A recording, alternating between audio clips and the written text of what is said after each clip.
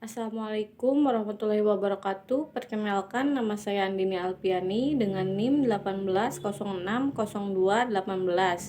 Saya selaku mahasiswa IKIP Siliwangi dari program studi Pendidikan Guru Sekolah Dasar.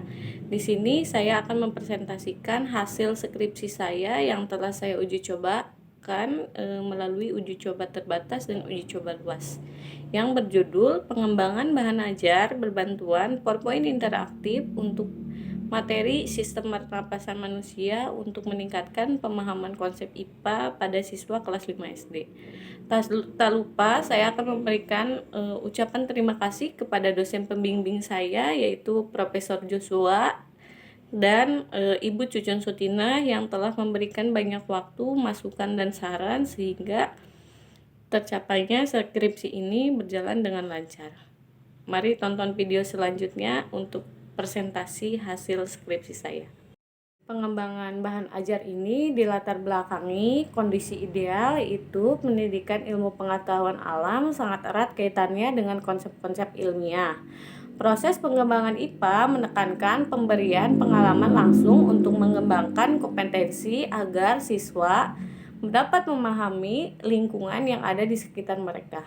Kondisi faktual yang ada di lapangan, rendahnya pemahaman konsep IPA dikarenakan materi dianggap sulit oleh siswa, penyampaian materi masih monoton dan hanya menggunakan metode ceramah saja, dan materi hanya menggunakan bahan ajar berbantuan buku tematik. Jadi siswa itu sulit menangkap pemahaman konsep siswa, terutama pada mata pembelajaran IPA. Jadi guru yang ada di lapangan itu belum pernah menggunakan bahan ajar berbantuan media PowerPoint interaktif. Solusi yang dapat saya kembangkan yaitu pengembangan bahan ajar berbantuan PowerPoint interaktif untuk meningkatkan pemahaman konsep IPA pada materi sistem pernapasan manusia agar siswa dapat berkembang dengan baik dan meningkatkan pemahaman siswa. Rumusan masalah yang ada dalam skripsi saya ini yaitu yang pertama, bagaimana proses pengembangan bahan ajar pada materi sistem pernapasan manusia dengan berbantuan media PowerPoint interaktif untuk meningkatkan pemahaman konsep IPA. Yang kedua adalah bagaimana kelayakan bahan ajar berbantuan media PowerPoint interaktif pada materi sistem pernapasan manusia untuk meningkatkan pemahaman konsep IPA pada siswa kelas 5 SD. Dan yang ketiga adalah bagaimana peningkatan pemahaman konsep IPA pada siswa kelas 5 materi sistem pernapasan manusia dengan berbantuan PowerPoint interaktif pada siswa kelas 5 SD. Dan yang terakhir adalah bagaimana respon siswa terhadap bahan ajar pada materi sistem pernapasan manusia dengan berbantuan PowerPoint interaktif untuk meningkatkan pemahaman konsep IPA pada siswa kelas 5 SD. Tujuan penelitian pada pengembangan bahan ajar ini yang pertama adalah mendeskripsikan proses pengembangan bahan ajar pada materi sistem pernapasan manusia dengan berbantuan PowerPoint interaktif untuk meningkatkan pemahaman konsep IPA pada siswa kelas 5 SD. Yang kedua adalah menjelaskan kelayakan bahan ajar pada materi sistem pernapasan manusia dengan berbantuan PowerPoint interaktif untuk meningkatkan pemahaman konsep IPA pada kelas 5 SD. Yang ketiga adalah menjabarkan peningkatan pemahaman konsep IPA pada siswa kelas 5 SD pada materi sistem pernapasan manusia dengan berbantuan PowerPoint interaktif. Yang keempat adalah mengetahui respon siswa terhadap bahan ajar pada materi sistem pernapasan manusia dengan berbantuan PowerPoint interaktif untuk meningkatkan pemahaman konsep pada siswa kelas 5 SD. Metode penelitian dalam penelitian ini adalah menggunakan Research and Development atau R&D. Adapun langkah-langkahnya, yang pertama adalah Research and Collecture Information adalah pengumpulan data, yang kedua adalah planning atau perencanaan, yang ketiga adalah development preliminary form of product atau pengembangan draft produk, Yang keempat adalah primary field testing atau uji coba terbatas. Yang kelima adalah main product revision atau revisi produk yang telah diuji cobakan kemudian direvisi kembali. Yang keenam adalah main field testing atau setelah revisi produk kemudian kita uji coba ke lapangan dengan uji coba luas. Yang ketujuh adalah operational product revision, revisi produk operasional. Yang kedelapan adalah operational field testing atau uji coba lapangan operasional. Yang kesembilan adalah final product revision atau revisi produk akhir. Yang kesepuluh adalah decimation and implementation atau desiminasi and implementasi. Subjek dan lokasi penelitian yang saya pilih di sini adalah untuk uji coba terbatas. Saya memilih MI Janatul Palah karena daerahnya strategis dekat dengan rumah saya. Untuk uji coba luas, saya memilih SDN Gempol Karya 2. Dua sekolah tersebut berlokasi di Kecamatan Tirtajaya, Kabupaten Karawang. Untuk instrumen penelitian, yang pertama adanya lembar wawancara. Lembar wawancara ini saya wawancarai kepada Bapak Hari selaku guru MI Janatul Palah. Yang kedua adalah catatan lapangan. Ketika saya mewawancarai Pak Hari, saya juga mencatat lapangan kondisi faktual yang ada di lingkungan sekolah tersebut. Yang ketiga adalah lembar validasi ahli. Lembar validasi ahli di sini saya memvalidasikan produk saya kepada ahli materi, ahli media, dan ahli bahasa. Untuk soal tesnya, tes pertama saya uji cobakan dulu kepada siswa sekolah lain. Kemudian setelah saya olah data, tes saya yang valid itu saya gunakan untuk uji coba luas dan uji coba terbatas. Angket respon siswa dan angket respon guru ini diberikan kepada guru dan siswa setelah pembelajaran. Lembar observasi juga diberikan kepada guru. Hasil pengembangan bahan ajar yang pertama adalah penelitian dan pengumpulan data. Di sini saya melakukan penelitian dan pengumpulan data di SDN Gempol Karya 2. Karena apa? Di sini saya melakukan pengumpulan data dengan cara mewawancarai guru. Yaitu yang pertama saya mewawancarai kepada sekolah dan kepada guru kelas 5 yaitu Bapak Wahyu Nuridwan. Yang kedua adalah perencanaan. Setelah pengumpulan data dan mendapatkan informasi di sekolahan, saya melakukan perencanaan dengan cara merencanakan bahan ajar yang menurut guru kelas tersebut sulit. Kemudian saya mengembangkan bahan ajar. Pengembangan draft produk, saya mengembangkan draft produk. Saya memilih pengembangan bahan ajar PowerPoint interaktif.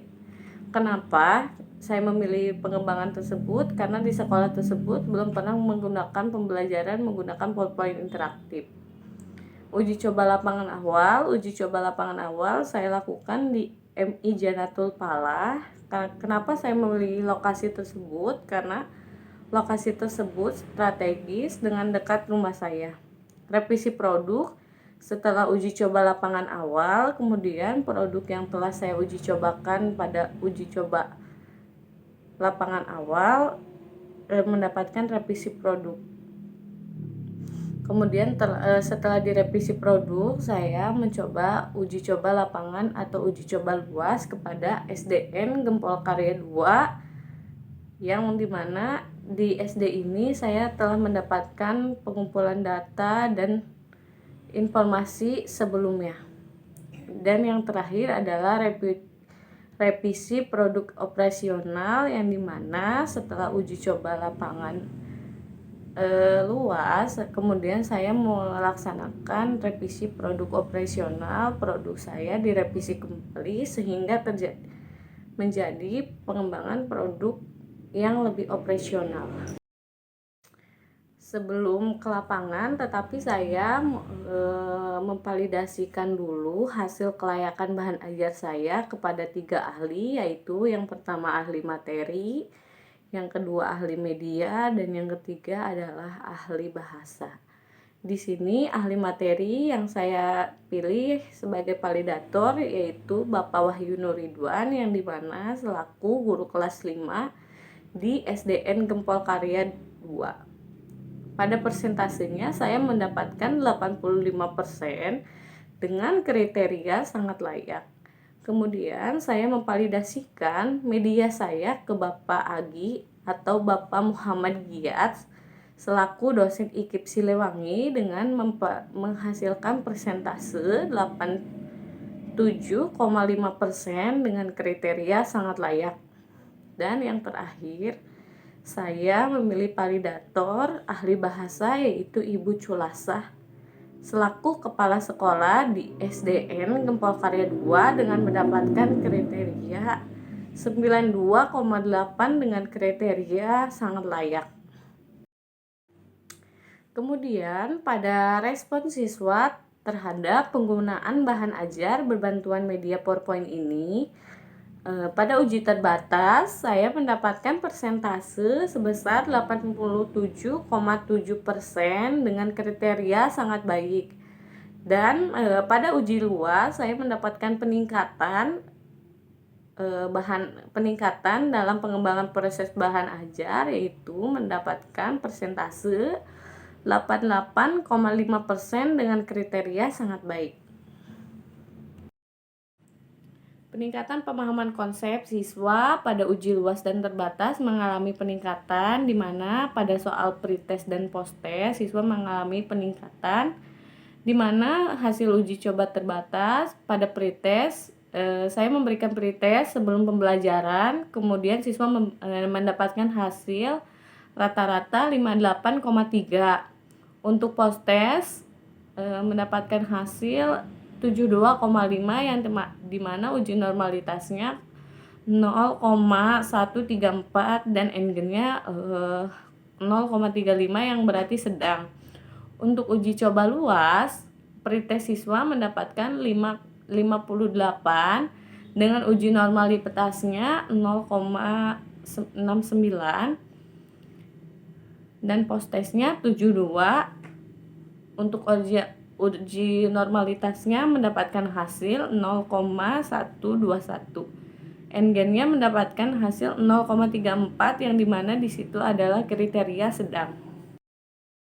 Dari pengembangan bahan ajar yang telah saya lakukan, kemudian mendapatkan kesimpulan berdasarkan hasil penelitian dan pembahasan dapat disimpulkan bahwa penelitian ini menghasilkan bahan ajar berbantuan PowerPoint interaktif yang dikembangkan menggunakan model penelitian menurut Borg and Gold.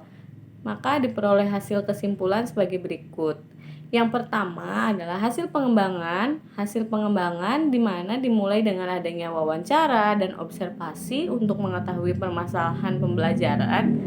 Pengembangan ini menggunakan model Borg and Gold yang memiliki 10 tahapan, tetapi peneliti hanya menggunakan 7 tahapan saja. Di antaranya yang pertama adalah penelitian dan pengumpulan data, yang kedua adalah perencanaan, yang ketiga adalah pengembangan draft produk, yang keempat adalah uji coba terbatas, yang kelima adalah revisi produk, yang keenam uji coba lapangan, dan yang ketujuh adalah revisi produk operasional. Yang kedua, telah dihasilkan produk berupa bahan ajar berbantuan PowerPoint interaktif yang layak untuk meningkatkan aktivitas hasil belajar siswa pada materi organ pernapasan manusia. Di sini dapat dilihat skor kelayakan oleh validator ahli materi sebesar 85%, kemudian oleh validator ahli media sebesar 87,5% dan ahli bahasa memperoleh skor 92,8% dan memperoleh kriteria sangat layak. Bahan ajar berbantuan PowerPoint interaktif ini mampu meningkatkan kemampuan konsep IPA pada siswa kelas 5. Peningkatan tersebut dapat dilihat dari perolehan data N-gen sebesar 0,50 pada uji terbatas dan uji luas sebesar 0,67 yang artinya peningkatan pemahaman konsep siswa. Bahan ajar berbantuan media PowerPoint interaktif ini diterima dengan baik oleh siswa pada saat pembelajaran. Hal ini dibuktikan dengan angket respons siswa yang memperoleh persentase pada uji terbatas sebesar 85% dengan kriteria interpretasi sangat baik, sedangkan pada uji coba luas memperoleh persentase 87,5% dengan kriteria interpretasi sangat baik. Demikian hasil presentasi saya, kurang lebihnya mohon dimaafkan. Wabillahi taufiq wal hidayah. Wassalamualaikum warahmatullahi wabarakatuh.